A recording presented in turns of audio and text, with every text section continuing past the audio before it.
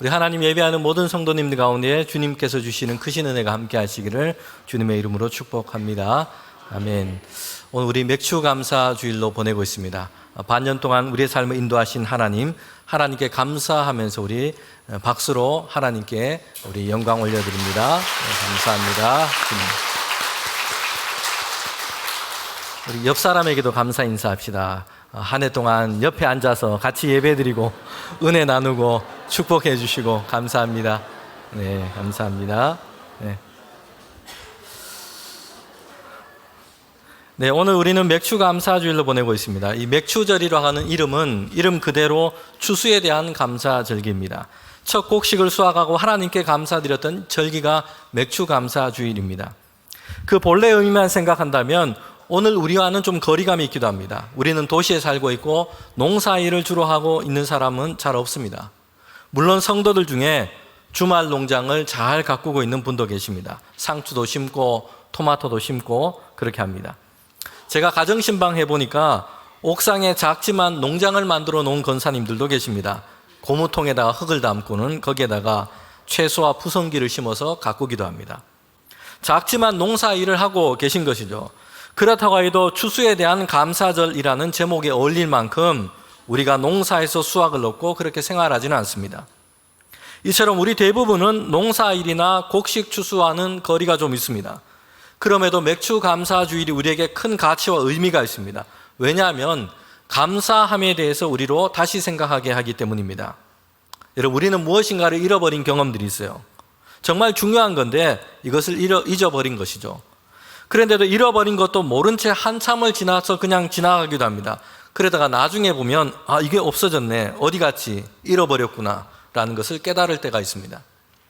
복음서에 보면 예수님의 어린 시절에 대한 이야기가 짧게 나오고 있습니다. 다른 복음서에는 없는데 누가복음에만 그렇게 기록이 되어 있습니다. 예수님이 부모님인 요셉과 마리아와 함께 절기를 지키기 위하여 예루살렘 성전에 올라갔습니다. 이제 그 모든 절기를 다 마치고 이제 집으로 돌아오는 길이었어요. 하룻밤 사이를 걸어서 왔습니다. 한참을 지나온 것이죠. 그런데 그때서야 그들 가운데 아들 예수님이 계시지 않는다는 것을 알게 됐습니다. 그래서 다시 예루살렘 성전으로 올라갔습니다. 예수님을 찾기 위해서였습니다. 돌아가는 길에 한참을 지나갔지만 예수님께서 그들 가운데 계시지 않는다는 것을 그때서야 알게 된 겁니다. 이 참으로 당황스러운 일인 겁니다. 아니, 어떻게 예수님이 곁에 있는지 없는지 이것도 모르고 그럴 수 있느냐, 이렇게 생각할 수 있습니다. 그런데 우리도 충분히 그럴 수 있습니다. 그리고 자주 그렇게 하고 있습니다. 신앙생활을 하면서도 우리는 우리 안에 예수님이 계시지 않고 형식적이고 피상적인 종교 행사들만 넘쳐날 수도 있습니다. 성령 안에서 하나님과 교통하고 하나님의 말씀을 따라서 살아가는 영적인 삶을 잃어버렸고, 그러면서도 하나님께 내가 원하는 것 얻는 데만 우리의 관심이 가득할 수 있습니다. 여러분, 이럴 때는 정말 중요한 것을 우리가 잊어버리고 있는 겁니다. 내가 지금 어떤 상태인지 우리는 다시 한번 생각해 볼 필요가 있습니다. 우리가 바쁘게 살다가 잊어버린 것 중에 하나가 있는데 그것은 감사함을 잊어버릴 때가 많습니다. 삶을 살아가면서 우리가 만나는 상황들이 정말 참 감사하다, 자연스럽게 나오지 못하는 경우들도 많아요. 병을 만나기도 했고 실패 가운데 있기도 합니다. 내가 생각했고 기대했던 것들이 잘 아닌, 그런 생각대로 되지 않은 그런 때가 있습니다. 그래서 힘들고 괴로울 때도 있어요. 그럴 때는 참 감사하다라는 말을 하기 어렵습니다. 또 한편에서 우리는 이미 받았고 갖고 있는 것, 많은 부분이 당연하고 익숙한 것으로만 생각합니다. 그래서 참 감사함을 잊어버리게 되는 겁니다. 이 코로나19가 대유행했을 때였습니다. 감염병 확산으로 사망자들이 많았습니다. 그러던 중에 프랑스의 한 할아버지가 감염되어서 병원으로 이송하게 됩니다. 치료를 받게 됐습니다. 24시간 동안 산소를 공급받아야 했습니다. 다행히 치료와 격리 기간이 다 끝나고 건강이 다 호전되었습니다. 그리고 퇴원하는 날이 됐어요. 청구서를 받게 됩니다. 청구서에는 50만 프랑이라는 큰 금액의 비용이 적혀 있었습니다. 이 할아버지는 청구서를 받고서는 눈물을 흘렸습니다. 의사와 병원에서는 너무 큰 돈이 이 청구서에 적혀 있어서 그런 줄 알고 위로하면서 그렇게 합니다. 걱정하지 말라고, 어떻게든 도움이 되는 길을 찾아보겠다 달랬습니다.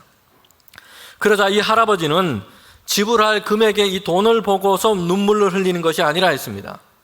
고작 24시간 동안 공급받은 이 산소 금액이 50만 프랑이 되는데 생각해 보니까 90년이 넘도록 하나님께서 주신 산소를 부족함이 없이 마셨는데 돈을 지불한 적은 한 번도 없었다는 것이요.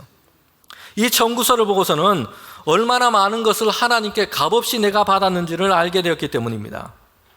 여러분, 이 이야기 자체는 좀 각색된 이야기일 수도 있겠다는 생각이 듭니다. 그런데 실제로 이 이야기는 우리에게 중요한 의미를 열어주고 있습니다. 당시 실제로 감염병이 심각했을 때는 여러 나라에서는 의료용 산소 대란이 일어났습니다. 산소가 없어서 지금 환자들을 살리지 못하고 치료받지 못해서 사망하는 일들이 많았습니다. 산소가 부족해서 웃돈을 주고서도 의료용 산소를 구하지 못하는 이런 일이 일어나기도 했습니다. 그런데 생각해 보니 우리가 일상에서 숨쉬는 공기를 돈을 내고 사본 적이 없어요. 그냥 받은 것이죠. 그런데 그것으로 인해서 또한 감사해 본 적도 별로 없다는 것입니다. 찬송가 429장에 보면 후렴구에서 이렇게 노래합니다. 받은 복을 세어보아라. 크신 복을 내가 알리라. 받은 복을 세어보아라. 주의 크신 복을 내가 알리라. 그런데 이 후렴구 앞에 보면 받은 복을 세어보아라. 어떤 때 이렇게 받은 복을 세어보아라 라고 찬송하고 있냐면 1절에 보면 세상 모든 풍파가 흔들 때, 2절에 보면 세상 근심 걱정이 누를 때, 3절에 보면 세상 권세가 앞길 막을 때입니다. 좋을 때가 아니에요. 어려울 때입니다. 그래서 마음이 약해지고 낙심되려 할 때입니다. 그런데 오히려 그때에 하나님께서 지금까지 주신 복을 한번 세어보아라 라고 얘기합니다. 여러분, 하나님 우리에게 이미 많은 것을 주시고 베풀어 주셨습니다. 그런데 그것을 안 세어보고 살아갈 때가 많습니다. 그러면서 더 달라 하고 더 얻어야 할 것만 우리가 세고 있다는 것입니다. 그러면 우리는 감사를 잊어버리게 됩니다. 물론 여전히 우리에게는 부족한 것이 많아요. 이것도 부족하고 저것도 부족합니다. 있으면 더 좋겠다 생각하는 것들도 많습니다. 그런데 감사절을 보내면서는 우리가 감사함을 훈련하면 좋겠습니다.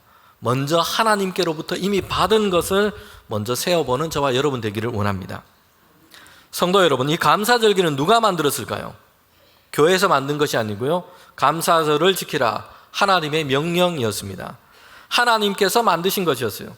이스라엘 백성이 애굽에서 나왔고 하나님께서 주시겠다는 약속의 땅을 향해 가고 있을 때였습니다. 아직 그 땅에 들어간 것이 아니었어요. 광야 길을 걸을 때였습니다. 그때 모세를 통해서 하나님은 규례를 주시는데 이스라엘 백성은 하나님 백성 삼으셨고 약속한 땅을 주시고 이제 거기 살도록 하실 것입니다. 이제 가나안 땅에 들어가서는 이것 꼭 지키라고 주신 것이 규례입니다. 거기에 보면 절기에 대한 규례도 하나님께서 명령하셨습니다. 레위기 23장에 보면 잘 나와 있는데 7가지 큰 절기에 대해서 말씀합니다. 하나님께서 모든 일을 행하시고 그들 가운데 베풀어 주신 하나님의 일, 여기에 대해서 감사하고 절기를 지키라 말씀했습니다. 그런데 그 중에서도 7가지 중에 3가지 절기가 수확에 대한 감사절기입니다. 초실절, 맥추절, 수장절, 이렇게 3가지입니다. 초실절은 첫 이삭이 열릴 때에 감사하는 절기고요. 맥추절은 첫 곡식을 수확할 때에 감사로 드리는 절기입니다. 그리고 수장절은 곡식과 열매를 본격적으로 다 거두고 저장할 때에 드리는 그런 절기인 겁니다. 모두가 곡식과 열매를 거두면서 지키도록 한 감사의 절기입니다. 하나님께서 이스라엘 백성에게 이것 꼭 지키라고 절기로 명령하셨다는 것이요. 가나안 땅에 들어가서 이제는 농사를 짓고 살기 아직 전이었습니다. 그런데 하나님은 미리 절기를 주시고 이 절기를 꼭 지키라고 말씀하신 겁니다. 그렇지 아니하면 감사함을 잊어버리기 때문입니다. 가나안 땅에 들어가면 광야에서와는 다르게 그들은 다른 삶의 방식으로 살게 될 겁니다. 광야에서는 아침이면 그들이 먹을 것을 지면에 하나님께서 내려주셨어요. 만나인 겁니다. 하나님께서는 광야를 지나가는 동안 이스라엘 백성을 이렇게 만나로 먹이셨어요. 그것도 그럴 수밖에 없는 것이 여러분, 광야에서는 먹을 것이 그렇게 마땅치 않습니다. 이스라엘 백성은 지금 가나안 땅을 향해서 이동하고 있는 중입니다. 땅을 일구거나 땅에서 농사를 하거나 그렇게 할 수 있는 형편이 되지를 못해요. 사람들은 일을 하거나 뭔가를 해서 얻을 수 있는 그런 상황이 아닌 것입니다. 전적으로 하나님께서 내려주신 것, 매일매일 내려주시는 이 만나로 그들은 먹었던 겁니다. 하나님께서 그들 가운데 매일매일 만나로 선물로 주시고 살게 하신 것이죠. 참으로 감사할 수밖에 없습니다. 성도 여러분, 그런데 이스라엘 백성은 감사를 했을까요? 어땠을까요? 처음에는 감사했어요. 만나를 먹으면서도 막 감탄했습니다. 야, 이런 것도 있구나. 처음 먹어보는 것이었습니다. 하늘에서 이슬처럼 매일 내리는 그 만나를 보면서 감탄했습니다. 그런데 시간이 지나면서는 불평을 하게 되죠. 매일 같은 것 준다. 똑같은 것만 먹어야 한다. 불평하기 시작했습니다. 사람들의 마음이 이렇습니다. 감사와 감탄을 하다가도 감사함을 잊어버리면 여러분 이것이 불평과 원망의 이유가 되어버립니다. 이제 가나안 땅에 들어가면 그들의 삶의 방식은 달라집니다. 거기에서는 땅을 차지하게 되고요. 씨를 뿌리고 농사를 합니다. 수확을 얻습니다. 모세를 통해서 하나님께서 이스라엘 백성에게 이것 주의하라라고 말씀을 하세요. 여러분 우리가 생각할 때는 가나안 땅을 차지하고 집도 짓고 땅도 얻고 거기에서 보면 이제는 광야에서보다 먹을 것도 입을 것도 더 많아집니다. 그러면 하나님을 더 잘 섬기고 신앙생활을 더 잘할 것 같아요. 그런데 그렇지 않았다는 것이요. 광야보다 어떤 면에서는 가나안은 하나님 믿기가 더 어려울 수도 있습니다. 여러분 구약의 신명기에 보면 모세가 이스라엘 백성 가운데 이제 고별 설교를 합니다. 이스라엘 백성은 약속하신 그 가나안 땅에 들어가게 될 겁니다. 눈앞에 가나안 땅을 두고 있습니다. 그런데 모세는 가나안 땅 들어가는 것을 하나님께서 허락하지 않으셨어요. 느보산에 올라가서 죽음을 맞게 됩니다. 그러나 이제 모세는 가나안 땅에 들어갈 이스라엘 백성을 향해서 마지막 설교, 마지막 당부를 그들에게 전하고 있는 겁니다. 신명기 8장 11절부터 20절까지 내용에 보면 가나안 땅에 들어가면 거기서 땅을 차지하고 집을 짓고 농사를 짓고 살게 될 때에 이것을 주의하라라고 말씀합니다. 아름다운 집을 짓고 거기 살게 되고 소와 양으로 번성하게 되고 소유가 다 풍부하게 될 때에 이것 주의하라라고 말씀하는데 마음이 교만해서 하나님을 잊어버릴까 봐 염려하고 주의하라라는 것이요. 그때에는 내 능력, 내 손으로, 내 힘으로 이 모든 것을 다 얻었다고 말하게 될까 봐 주의하라라는 겁니다. 여러분 그래서 하나님께서는 절기를 미리 만드시고 이것 지키라고 미리 명령하신 것입니다. 잊지 말라, 감사함을 잊지 말라라는 것입니다. 내가 다 했고 내가 잘했고 내가 수고했고 그래서 얻은 것이라고 착각하지 말라. 하나님께서 함께 하셨고 하나님께서 길을 여셨고 하나님께서 허락하셨고 하나님께서 베풀어 주셨다. 이것을 잊지 말라라는 것입니다. 그래서 절기를 지키도록 하신 겁니다. 하나님께서 이렇게 절기를까지 만드시고 이렇게 이것을 지키라고 명령하신 것은 사람들이 잘 잊어버리기 때문이에요. 그리고 잘 착각합니다. 내가 했다. 하나님이 주신 것은 잊어버리고 내가 그리고 원했던 것, 아직 없는 것, 못 받은 것만 생각하기 쉽습니다. 여러분 오늘 우리에게도 마음의 소원이 있죠. 간구와 간청이 있습니다. 부족함과 어려움 중에 있는 성도들도 많습니다. 제가 알고 있는 그 가정들도 참 많습니다. 건강이 좋지 못해서 어려움 중에 있기도 하고요. 하는 일과 사업이 잘 안 돼서 여러 큰 부채를 얹고 그것 갚느라고 정말 정신없이 살아가는 그런 가정들도 있습니다. 이런 가정과 성도들을 생각하면 새벽마다 기도를 하게 됩니다. 하나님 해결해 주세요. 하나님 고쳐주세요. 하나님 그 가정을 도우시고 채워주세요. 여러분 그런데 감사절기에는 우리가 그런 중에도 먼저 생각해 보면 좋겠습니다. 하나님이 우리에게 주신 것, 하나님께 받은 복을 세워보십시오. 그러면 잃은 것보다 없는 것보다 지금 내게 있는 것, 하나님이 주신 것이 훨씬 많다는 것을 우리는 알게 될 겁니다. 여러분 이것이 감사절을 지키라고 하신 이유입니다. 감사절이 우리에게 가장 큰 유익, 이것은 잃어버린 감사를 다시 생각하게 된다는 것입니다. 오늘 우리가 읽은 이 성경 본문은 골로새서 말씀인데 사도 바울이 기록한 서신서입니다. 옥중에서 바울은 지금 성도들에게 편지를 쓰고 있습니다. 하나님의 말씀을 지금 전하고 있는 겁니다. 바울은 예수님의 이 복음 전하는 종으로 부름을 받았습니다. 바울은 특별히 유대인뿐만 아니라 이방인들에게 가서도 복음을 전했습니다. 그래서 이방인을 위한 사도라고 불려지기도 했습니다. 바울의 전도로 복음을 듣고 성도가 된 사람들이 많고요. 바울의 전도를 통해서 많은 이방 지역의 교회가 세워지게 됩니다. 바울은 이런 교회와 성도들을 향해서 편지와 서신을 쓰면서 믿음으로 격려하고 가르치고 권면하는 일에도 함께 힘을 썼습니다. 골로새서를 보면 오늘 본문에서 바울이 예수님을 믿고 이제 변화된 성도들의 모습에 대해서 얘기를 합니다. 성도란 어떤 사람이고 어떤 삶의 모습인지 여기에 대해서 얘기를 하고 있습니다.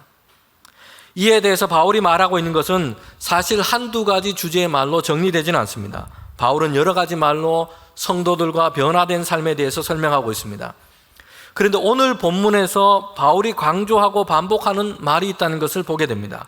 여러분, 그것은 감사함입니다. 바울은 성도들에게 이런 사람이 되라라고 얘기하고 있습니다. 그것은 감사하는 자가 되라라는 말입니다. 골로새서 3장 15절 말씀인데 저와 여러분이 함께 이 말씀 읽도록 하겠습니다. 그리스도의 평강이 너희 마음을 주장하게 하라. 너희는 평강을 위하여 한 몸으로 부르심을 받았나니 너희가 또한 감사하는 자가 되라. 아멘. 사람은 고정되어 있는 존재가 아니에요. 되어가는 존재입니다. 신체적으로도 처음 태어났을 때는 미숙하고 연약하게 태어납니다. 그러나 자라면서 강하게 되고 점점점 성숙해져 갑니다. 이처럼 사람은 되어감 속에 있습니다. 성도들의 삶도 그렇습니다. 되어감 안에 있는 겁니다. 하나님은 그의 자녀인 성도가 처음 어린 나이의 상태 그대로 그냥 머물러 있기를 원하지 않습니다.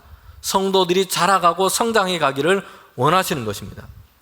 여러분, 어린아이의 모습을 보면 참 즐겁고 행복합니다. 하는 말과 행동들이 좀 서툴지만 귀엽고 사랑스럽습니다. 어제와 오늘 이렇게 이틀간 우리 교회에서는 이 유아부와 유치부 여름 성경학교를 지금 하고 있습니다. 저도 어제 개회 예배에 함께 가서 예배드리고 또 그렇게 예배에 같이 드렸습니다. 유아부를 가보니까 이제 전도사님이 설교 말씀을 전하는데 앞에 그림책을 펴고 하나님 말씀을 전하고 있습니다. 그러니까 어떤 아이는 아장아장 걸어 나와서 그림책에 뭐가 있는가 그냥 뚫어져라 가까이 가서 막 보기도 하고요. 어떤 아이는 엄마 품에 안겨서 하나님 말씀 들으면서 그렇게 예배를 드리기도 있습니다. 행동들이 귀엽고 사랑스럽습니다. 그런데 그렇다고 해도 부모 중에 아이들이 계속해서 젖을 먹고 연약한 상태로 어린 상태로 그냥 머물러 있는 것을 바라는 사람은 아무도 없을 겁니다. 자라고 성장해 가기를 원합니다.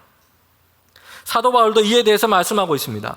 고린도 전서에 보면 고린도 교회 성도들에 대해서 얘기하고 있고요. 에베소서를 보면 에베소 교회 성도들에게 대해서도 동일하게 얘기하고 있어요. 젖을 먹고 부드러운 것을 먹는 그냥 거기에만 머물러 있어서는 안 된다는 것이요. 잘 속고 잘 넘어가고 잘 삐지고 이런 어린 나이의 상태로만 계속 머물러 있어서는 안 된다는 것입니다.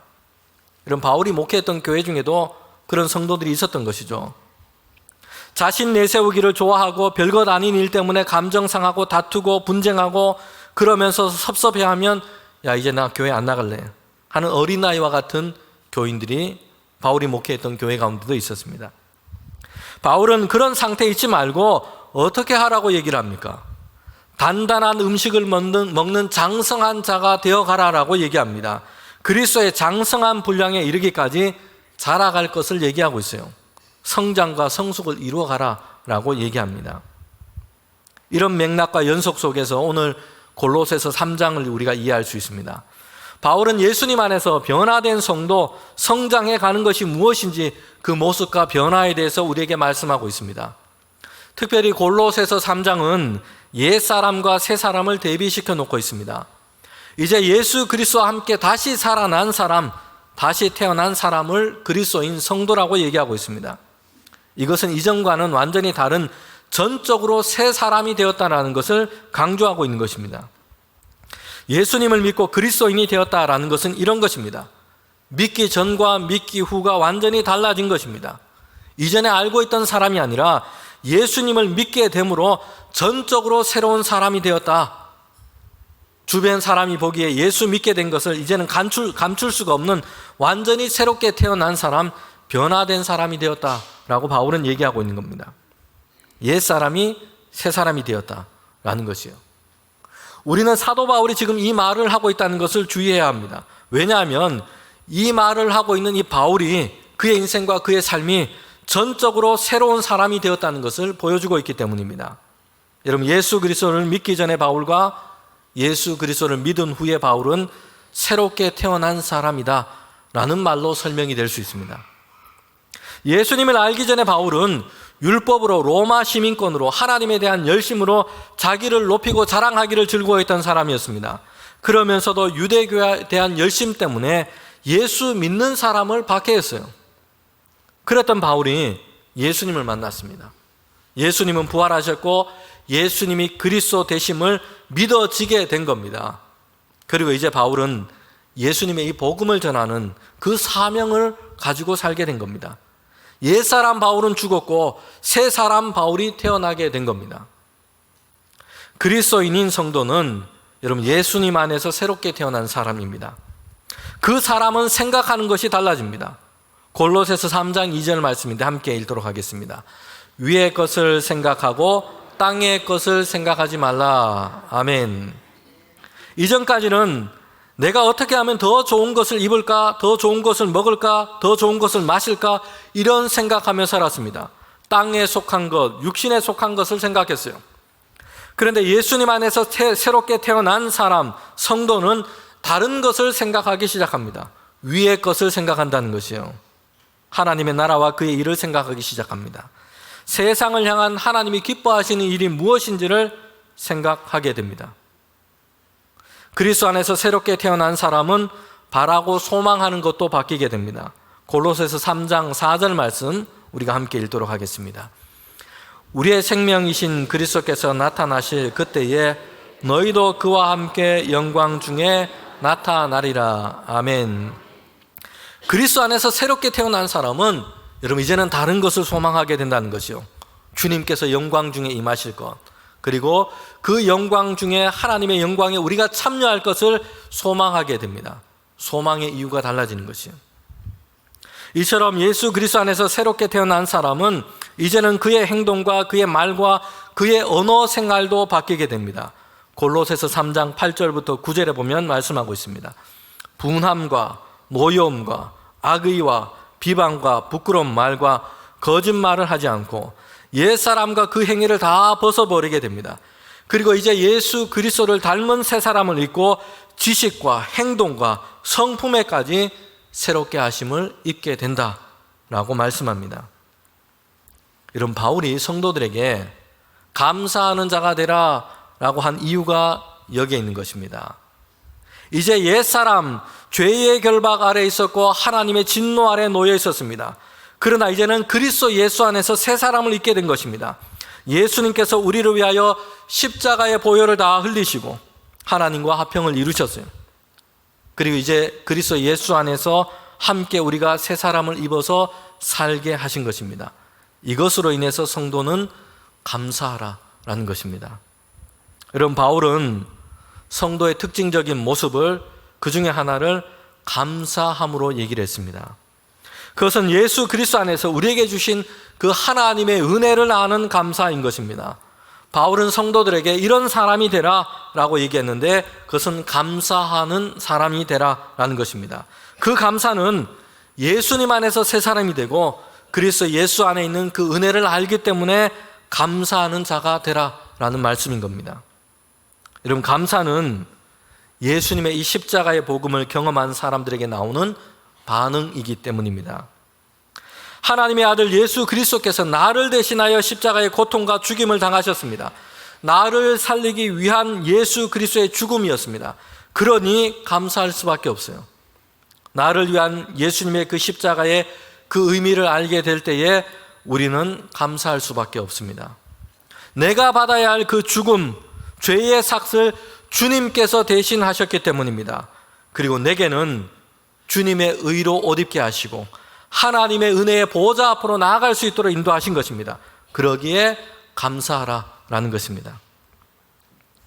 죽으면 죽으리라 라는 이 간증과 책을 쓴 안이숙 사모님 이야기가 있습니다.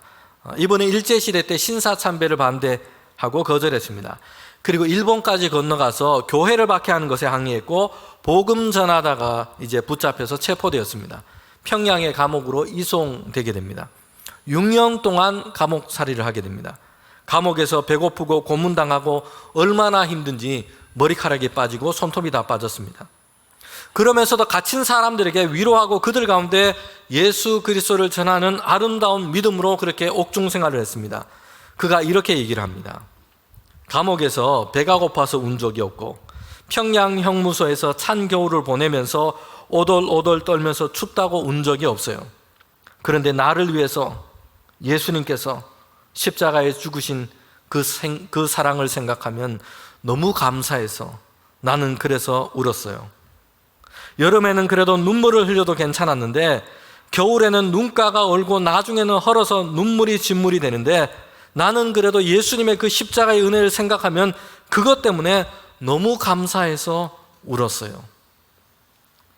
여러분, 그 눈물, 그 감사가 우리에게 있습니까? 억울해서 울고 아파서 울고 속상해서 울고 화가 나서 울고 그렇게 해서 눈물은 많은데 그렇게 울었던 일은 많아요. 그런데 우리를 위한 예수님의 그 십자가의 사랑, 하나님의 은혜 때문에 감사해서, 너무 감사해서 울고 또 울어본 적이 우리에게 있습니까? 여러분, 바울이 성도들에게 감사하는 자가 되라라고 했는데 그 감사의 근원이 무엇입니까? 바울이 말하는 감사는 우리의 상황과 소유에서부터 오는 감사가 아닌 것입니다. 우리의 존재가 그리스도 안에서 변화된 것 때문입니다. 예수님 안에서 하나님의 택하심을 입고 사랑받는 자가 된 것, 이것 때문에 바울은 감사하고 있는 겁니다. 골로새서의 오늘의 말씀만 봐도 감사만 할 수 있는 상황은 아니었습니다. 이런 바울이 성도들에게 이렇게 권면을 하고 있어요. 12절에 보면 자비와 겸손과 온유함으로 오래 참음으로 옷 입고, 13절에 보면 누구에게 불만이 있거든 서로 용납하고 용서하라. 14절에도 보면 사랑을 더해라. 15절에는 그리스도의 평강이 너희 마음을 주장하게 하라. 여러분, 성도들에게 주신 이 말씀인데 오늘 우리에게도 이런 믿음과 은혜가 있기를 바랍니다. 그런데 바울이 이렇게 성도들에게 권하는 이 말씀을 보면 그들의 생활하고 있는 이 삶의 상황이 한편에서 어떠한지를 우리에게 보여주고 있어요.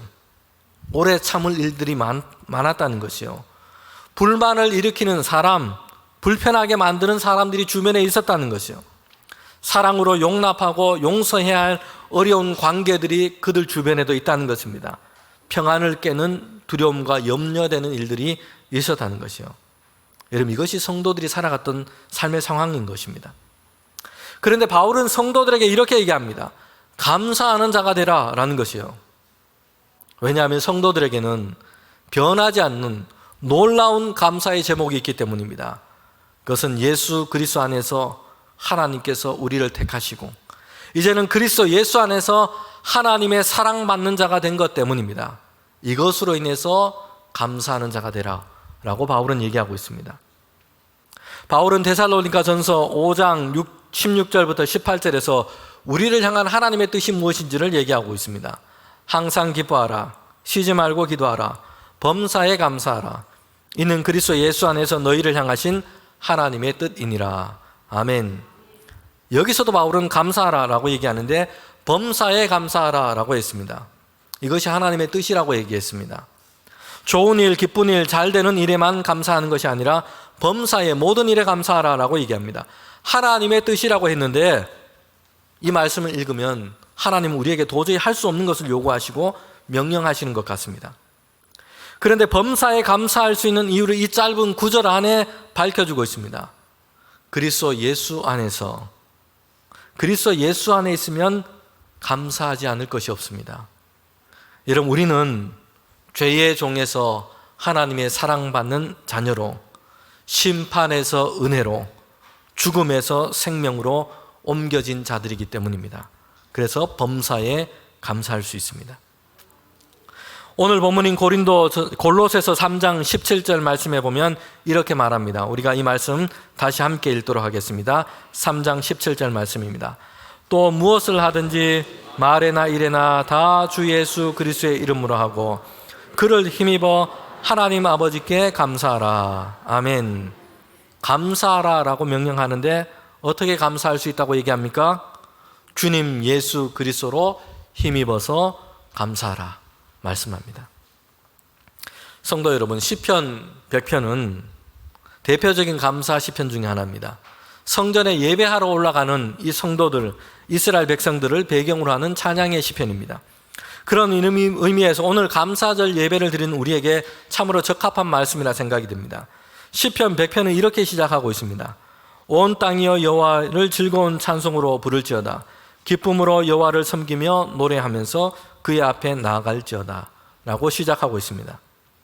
주일뿐만 아니라 감사주일뿐만 아니라 하나님을 예배할 때에 우리가 어떻게 나와야 하는지를 잘 말씀하고 있습니다. 기쁨으로 찬송하고 노래하면서 하나님께 나오도록 했습니다. 그런데 예배하는 자의 기쁨이 어디에 있는지를 그 다음에 설명하고 있습니다. 그것은 하나님과의 관계에서 오는 기쁨입니다. 하나님이 우리의 하나님이시고 우리를 지으신 분이십니다. 우리는 하나님의 것이고 하나님의 백성이요 하나님께 속한 양입니다. 그래서 기뻐하고 즐거워하며 찬송하며 하나님께 나아오라 라고 얘기합니다. 이 시편에 보면 4절에 보면 감사에 대한 말씀이 나오고 있습니다. 우리가 마지막으로 시편 100편 4절 말씀 함께 읽도록 하겠습니다.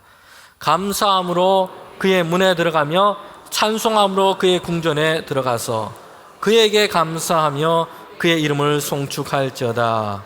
아멘. 여러분, 여기에서 현대어로 번역한 이 성경에 보면 감사함으로 그 문에 들어가서라는 이 구절을 이렇게 해설해 놓았습니다.